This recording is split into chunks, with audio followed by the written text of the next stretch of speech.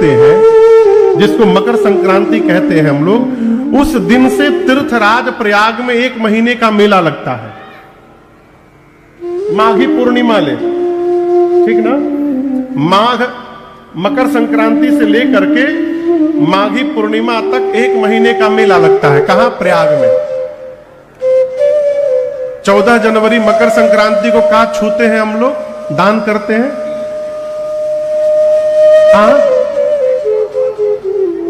क्या कह रहे हैं? तिल, तिल के लाई, करिया तिल के उज्जर तिल, करिया करिया। क्यों जानते हैं क्यों तिल स्पर्श करके दान देते हैं उस दिन? मकर संक्रांति के दिन भगवान सूर्य अपने पुत्र शनि के घर में जाते हैं। शनि देव भगवान सूर्य के पुत्र हैं। और आपसे कहें बाबूजी अब बेटा में थोड़ा बनत नहीं है, सूर्य नारायण और शनि में उतना नहीं बनता है, लेकिन काल चक्र ऐसा है कि भगवान सूर्य शनि के घर में प्रवेश करते, पुत्र के घर में। तो जो सनातनी लोग हैं, शनि देव को काला तिल बहुत प्रिय है, इसीलिए हम लोग मकर संक्रांति में काला तिल लैया बना करके स्पर्श करके दान देते हैं कि हे शनि देव, बाबूजी आए हैं, तने ठीक से उनका आदर सत्कार करिएगा, सूर्य नारायण प्रसन्न रहेंगे तो पूरे विश्व पर अपनी कृपा प्रसादी वर्षा करते रहेंगे। मकर संक्रांति के समय से तीर्थराज प्रयाग में प्रत्येक वर्ष मेला लगता है। इस वर्ष तो खैर महाकुंभ ही है। पूरे देश के ऋषि मुनि वहां जाते हैं, 1 महीना रहते हैं। 1 महीना रह करके त्रिवेणी जी में स्नान करते हैं, सत्संग सुनते हैं, जीवन को धन्य करते हैं। 1 माह रहने के बाद जब सारे ऋषि मुनि अपने अपने आश्रम वापस जाने लगे, तो उन ऋषियों के बीच में एक ऋषि हैं जिनका नाम है श्री याज्ञवल्क्य। भरद्वाज जी ने पांव पकड़ करके प्रार्थना पूर्वक उनको रोका है, आश्रम लेकर गए हैं, पूजन किया है, पांव पखारा है। याज्ञवल्क्य ऋषि ने पूछा, भरद्वाज जी आपने मुझे क्यों रोका? भरद्वाज जी बोले, प्रभु मेरे मन में एक संशय है और मैं जानता हूं मेरे संशय को आपको छोड़कर कोई समाप्त नहीं करेगा। याज्ञवल्क्य ऋषि पूछे, क्या संशय है? भरद्वाज जी कहते, प्रभु राम कवन प्रभु पूछऊं तो कहिय बुझाई कृपा निधि मोहि। भरद्वाज जी का सीधा प्रश्न है, प्रभु राम जी कौन है? क्या आप में से कोई है जो राम जी को नहीं जानता है? कोई भी हाथ उठावे जो राम जी को नहीं जानता है। कोई हाथ नहीं उठा रहा है, इसका मतलब सब जानते हैं।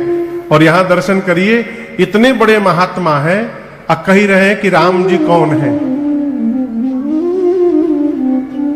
अब इसके आगे की बात समझिए। अपने से बड़े के सामने कभी ये जान करके नहीं बैठना चाहिए कि हम सब जानते हैं। जब ये मान लेंगे कि हम का नहीं जाना, फिर कुछ प्राप्त होने वाला नहीं है। जब तक अपने को रिक्त नहीं मानिएगा, तब तक कहीं जाने पर परिपूर्ण होने वाले नहीं है। भरद्वाज जी पूछे, राम जी कौन है? एक राम जी को मैं जानता हूं जो अयोध्या वाले महाराज दशरथ के पुत्र राम है। उनकी कीर्ति तीनों लोक में फैली है। उनकी पत्नी का हरण हुआ, उनको क्रोध हुआ और युद्ध में जाकर उन्होंने रावण का अंत कर दिया। मेरा प्रश्न है, जिन राम जी को मैं जानता हूं, क्या शंकर जी भी उन्हीं राम जी का नाम जपते हैं? प्रभु सोई राम की अपर जाहि जपत त्रिपुरारि, सत्य धाम सर्वज्ञ तुम कहु विवेक विचार। श्री भरद्वाज जी का प्रश्न है कि जिन राम जी को मैं जानता हूं, क्या शंकर जी भी उन्हीं राम जी का नाम जपते हैं? क्या दोनों राम जी अलग अलग राम जी हैं? आपके भी जीवन में प्रश्न आया होगा कि अयोध्या में जो राम जी जन्मे थे वो कोई दूसरे राम जी थे, असली राम जी जन्म नहीं लेते हैं। आप भी सुने होंगे कभी ना कभी। एक बार मैं गुवाहाटी में कथा गा रहा था, आसाम में,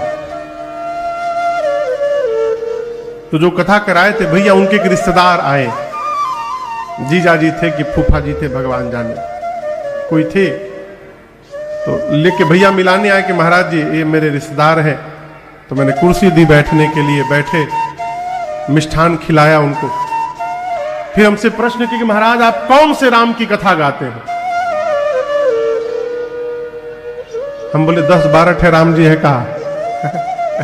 वो लगे बताने, एक राम का जगत पसारा, एक राम घट घट में बासी, एक राम ये, एक राम वो, एक राम ऐसा, एक राम वैसा। आप कौन वाले राम जी की कथा गाते हैं? मैं सुनता रहा। फिर बोला कि बोल भाई आप जी, मिठाई और दें? नहीं, हो गया, डायबिटीज है कि बहुत है, खा लिए? हाँ खा लिए। पानी पी लिए? गेट खुला है। पूछे फिर? हम बोले जल्दी भाग लीजिए, गेट बंद नहीं है, खुला है। पानी पी लिए, जल्दी भागिए यहां से। बोले क्यों? बोले आपन दिमाग के कचड़ा हमरे दिमाग में न डालिए, हम कोई डस्टबिन नहीं है कि ई राम की ऊ राम, 12-15 ठे राम आप ही जानिए। हमरे लिए एक ही राम जी पर्याप्त है, दूसरे राम जी की आवश्यकता ही नहीं है मुझे। भटकाने वाले बहुत मिलेंगे, लेकिन भटकिए मत। कोई भटका दे, इसके पहले अटक जाइए। यहां अटके रहिएगा तो भटक नहीं पाइएगा। भरद्वाज जी ने प्रश्न किया कि जिन राम जी को मैं जानता हूं, क्या भगवान शंकर भी उन्हीं राम जी का नाम जपते हैं? याज्ञवल्क्य ऋषि गदगद हो गए, मुस्कुराए। बाबा कहते हैं, जाग बलि का बोले मुस्काए, जाग बलि का बोले मुस्काए, तुम ही विदित रघुपति प्रभुताए, तुम ही विदित रघुपति प्रभुताए, राम भगत तुम मन क्रम पानी, राम भगत तुम मन क्रम पानी, और चतुराए तुम्हारे मैं जानी, चतुराए तुम्हारे मैं जानी, चाहो सुने राम गुण गूढ़ा, चाहो सुने राम गुण गूढ़ा, किन्हें हो कृष्ण मन हो अति मूढ़ा, किन्हें हो कृष्ण मन हो अति मूढ़ा, किन्हें हो कृष्ण मन हो अति मूढ़ा। श्री भरद्वाज जी की बातों को सुनकर याज्ञवल्क्य ऋषि मुस्कुराए। अब बोले, मुनिवर मैं आपको चतुराई को समझ गया हूं, आप राम जी की महिमा ठीक से जानते हैं, आप राम जी की कथा सुनना चाहते हैं, इसलिए आपने मूढ़ बनकर के प्रश्न किया है। देखिए, भगत और अभगत का अंतर समझिए। भक्त यदि 4 लोग बात कर रहे हो और उसमें यदि कोई भक्त पहुंच जाए, तो आप दर्शन करिएगा, वो बात होते होते कब भगवान में प्रवेश कर जाएगा पता नहीं चलेगा। हाँ? और जो भगत नहीं है, यदि 4 लोग बैठ के कहीं सत्संग कर रहे हो और उसमें कोई अभगत पहुंच गया तो ऐसी बात शुरू कर देगा कि कथा पीछे छूट जाएगी और जगत की चर्चा प्रारंभ हो जाएगी। ये मूल अंतर है। याज्ञवल्क्य ऋषि कहते हैं, भरद्वाज जी मैं आपकी चतुराई समझ गया, आप राम जी की कथा सुनना चाहते हैं, चाहहु सुने राम गुण गूढ़ा, इसलिए मूढ़ बनकर के आपने मेरे से प्रश्न किया है। हमको आपको भी इस बात का चिंतन करना चाहिए कि हम किसी से बात जब करते हैं बैठ करके समाज में, तो हमारी वार्ता के केंद्र में कौन होता है। देखिए, भगत दिन भर माला लेके भजन नहीं करता, भक्त जो कार्य करता है वो कार्य ही उसके जीवन का भजन बन जाता है। उदाहरण देता हूं, यदि माता जी लोग घर में भोजन बना रही हैं और भोजन बनाते समय ये भाव मन में चल रहा है कि हम ये अपने पाने के लिए नहीं बना रहे हैं, ये अपने ठाकुर जी को भोग लगाने के लिए प्रसाद बना रहे हैं, तो भोजन बनाना ही उनके जीवन का भजन है। अलग से कुछ करने की आवश्यकता नहीं है। आप व्यापार कर रहे हैं, यदि मन में यह भाव है कि व्यापार से प्राप्त धन से हम दशांश निकाल के सेवा करेंगे, परमार्थ करेंगे, तो आपका व्यापार ही आपके जीवन का भजन है। दूसरों के कष्ट के प्रति यदि हम संवेदनशील हैं, ये भजन है। हम कहें भाई साहब अमृत बही रहा था, आप अमृत छोड़ के यही गलती ढूंढते में 4 घंटा बर्बाद कर दिए, इसके जगह कथवा सुन लिए होते। तो सब सुन ही रहे हैं, ये आवश्यक नहीं है। कथा भाई, कथा किसने सुनी? गोस्वामी जी कहते हैं, सुनी महेश परम सुख मानी। केवल और केवल भगवान शंकर ने कथा को श्रवण किया और परम सुख को माना। कथा के बाद अगस्त ऋषि से पूछा, आपको दक्षिणा क्या दे? अगस्त जी ने कहा, हमको राम जी की भक्ति दक्षिणा दे दीजिए। अधिकारी जानकर बाबा ने भक्ति दक्षिणा दी और विदा लेकर के मुनि सन विदा मांगी त्रिपुरारी, मुनि सन विदा मांगी त्रिपुरारी, चले भवन संग दक्ष कुमारी, चले भवन संग दक्ष कुमारी, तेहि अवसर जन्म ही भारा, तेहि अवसर जन्म ही भारा, हरि रघुवंश लिन्ह अवतारा, हरि रघुवंश लिन्ह अवतारा, हरि रघुवंश लिन्ह अवतारा। भगवान शंकर मां सती को लेकर कैलाश चले आकाश मार्ग से, और उसी समय तेही अवसर भगवान राम अवतार लेकर के त्रेता युग में मैया जानकी और भैया लक्ष्मण जी के साथ 14 वर्ष के वनवास के क्रम में उसी दंडकारण्य के पंचवटी में बैठे थे। शंकर भगवान आकाश मार्ग से जा रहे हैं। कथा सुने हैं कि नहीं सुने हैं, ये कैसे पता चलता है? पता है? पता है?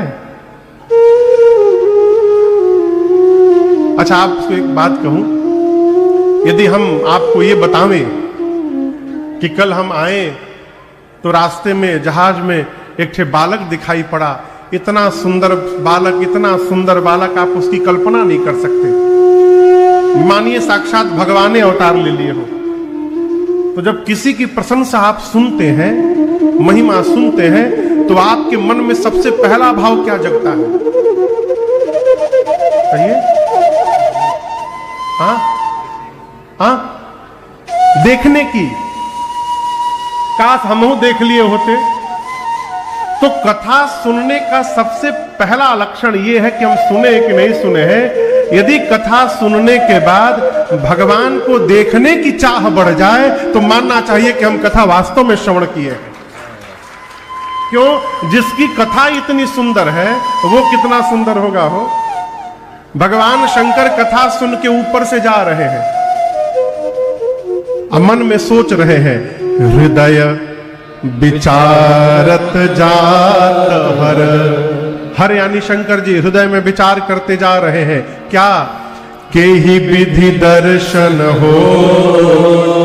कान सुन के कथा भर लिया हूं, अब यदि दिखाई पड़ जाए तो आंख भी भर जाए, धन्य हो जाऊं। और जिस समय भगवान शंकर जा रहे हैं उसी समय नीचे रावण मेरी मैया का हरण करके ले गया है। राम जी लक्ष्मण जी मां को ढूंढते हुए रो रहे हैं। नीचे भगवान विचर रहे हैं। विचरना समझते हैं? विचरना माने घूमना। नीचे प्रभु विचर रहे हैं, ऊपर भगवान शंकर विचार रहे हैं, क्या कैसे दर्शन होगा? के ही विधि दर्शन हो। और बाबा को दर्शन देने के लिए राम जी स्वयं जहां शंकर जी थे उनके नीचे चले आए। बहुत समझाने के बाद भी यदि किसी को समझ में नहीं आ रहा है तो क्रोध न करिए। क्रोध करके आप अपने को परेशान कर रहे हैं। क्यों? बार बार समझाने के बाद भी यदि कोई समझ नहीं रहा है तो ये समझिए कि अब ये भाई साहब बिना भुगते समझने वाले नहीं है। भगवान शंकर समझ गए कि मेरे बार बार भी समझाने पर समझ में इनको बात नहीं आ रही है। इसका अर्थ है कि भगवान की माया इस समय प्रबल हो गई है। हरि माया बल, राम जी की माया इनको नहीं समझने दे रही है। शंकर जी ने कहा ठीक है, अब नहीं समझाऊंगा। कैसे आपका ये संशय जाएगा? परीक्षा अगर चाहती तो परीक्षा ले लीजिए। मां बोली हाँ ये अच्छा उपाय है। लेकिन किसकी परीक्षा लेनी चाहिए आप बताइए? बड़े की परीक्षा लेनी चाहिए कि छोटे की?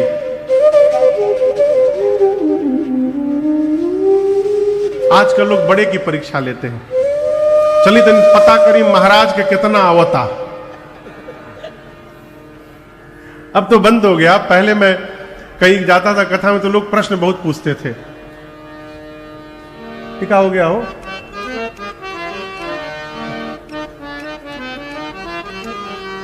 सुदामा जी के बाबूजी के क्या नाम है? ये प्रश्न लोग पूछते थे। श्रवण कुमार के पिताजी का क्या नाम था? हमको परीक्षा में आइल वकाई कोर्स में सुदामा जी से मतलब रखिए। अब उनके बाबूजी से नाम जान के क्या कर लेंगे आप? अपने परबाबा के नाम याद नहीं कि सुदामा जी के बाबूजी के नाम के पीछे पड़ल बा लोग। वो उत्तर जानना नहीं चाहते। हाँ, एक भैया है हमारे बड़े अद्भुत। वो एक जगह कथा गा रहे थे तो कहीं के एक मास्टर जी आ गए। बोले महाराज दंडोत दंडोत दंडोत महाराज दंडोत। बोले बैठो बैठो बैठो बैठो। महाराज एक संशय लेके आया हूं। तो बोले पूछो। तो बोले कि राम जी जब वन जा रहे थे तो सुमित्रा मैया ने लक्ष्मण जी को कहा कि हे लक्ष्मण तुम्हारे भाग राम बन जाही। तुम्हारे भाग्य से राम जी बन जा रहे हैं। तो हमको ये संशय महाराज कि राम जी बन जा रहे हैं तो इसमें लक्ष्मण जी का भाग्य कहां से आ गया? कौन सा लक्ष्मण जी का सौभाग्य था जिससे राम जी बन जा रहे? तो भैया बड़े अद्भुत हैं। लो बड़े उत्तम प्रश्न, उत्तम प्रश्न। क्या करते हैं आप? हम अध्यापक हैं। कितनी तनख्वाह है आपकी? महाराज आपकी कृपा से 85,000 रुपए। बहुत सुंदर बहुत सुंदर। तो अपने परिकर को बोले बाबू रसीद वाली कॉपी ले आओ एक। तो उनका चेला रसीद वाली कॉपी लेके आया। बोला मास्टर साहब के नाम से 11,000 रुपया काटो। ना मारा क्यों क्यों क्यों 11,000 क्यों? बोले देखो तुम मेहनत करके रुपया कमाते हो, हम आंख बर्बाद करके पढ़ पढ़ के किताब में आंख फोड़ फोड़ के ज्ञान कमाए हैं। तो जो हम कमाए हैं हम दे रहे हैं और जो तुम कमाए हो तुम दो। तो मास्टर साहब बोले हम रुपया तो लाए नहीं है आज, कल ले आना। हाँ ठीक है, उत्तर कल ले जाना। बोले कल 11,000 रुपया लाना, रसीद कटवा के रसीद दिखाना, जैसे दिखाओगे वैसे उत्तर दे दूंगा। बोले जी महाराज। बोले भैया उसके बाद वो दिखाई ना दिए 9 दिन हमको दोबारा। लोग उत्तर जानने नहीं आते, उत्तर देने वाले को जानने आते हैं, जीवन में कभी भगवान के किसी मंत्र की परीक्षा न लीजिएगा।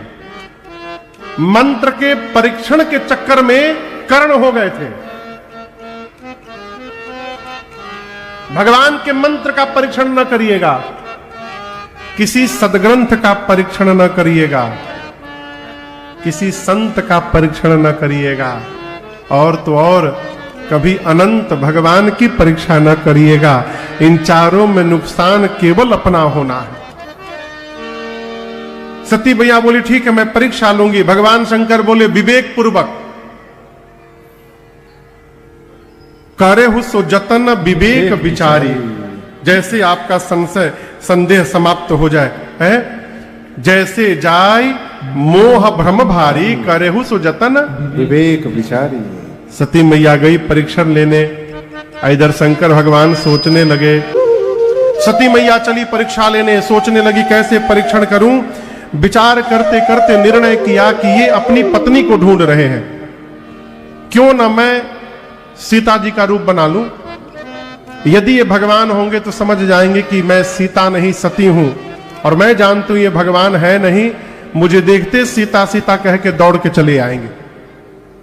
नकली रूप मैया का बना के सती मैया राम लक्ष्मण जी के आगे आगे चलने लगी। राम जी से पहले लक्ष्मण भैया ने देखा, अमन में देखते मुस्कुराए, ये तो नकली भाभी बनी है आज सती जी। राम जी ने देखा, दोनों हाथ जोड़ करके प्रणाम किया और प्रणाम करके पूछा, मां बाबा कहां है? आप अकेले अकेले वन में घूम रही हैं, आपको पता नहीं वन कितना भयानक है। सीता को मैंने एकांत में छोड़ा, कोई हरण करके ले गया। सती मैया सुनी, पांव के नीचे से धरती खिसक गई। अरे निज अज्ञान राम पर आना, मैं शंकर कर कहा न मान। मैंने अपने पति के वचन पर विश्वास नहीं किया और परिणाम भगवान में संदेह कर लिया। अब जाकर क्या उत्तर दूंगी। बिना कुछ कहे राम जी से सती मैया लौट कर बाबा के पास गईं और बाबा ने सीधा प्रश्न किया, भवानी लीन परीक्षा कवन विधि, कहु सत्य सब भाव। आपने किस विधि से परीक्षण किया, सत्य सत्य बताइए।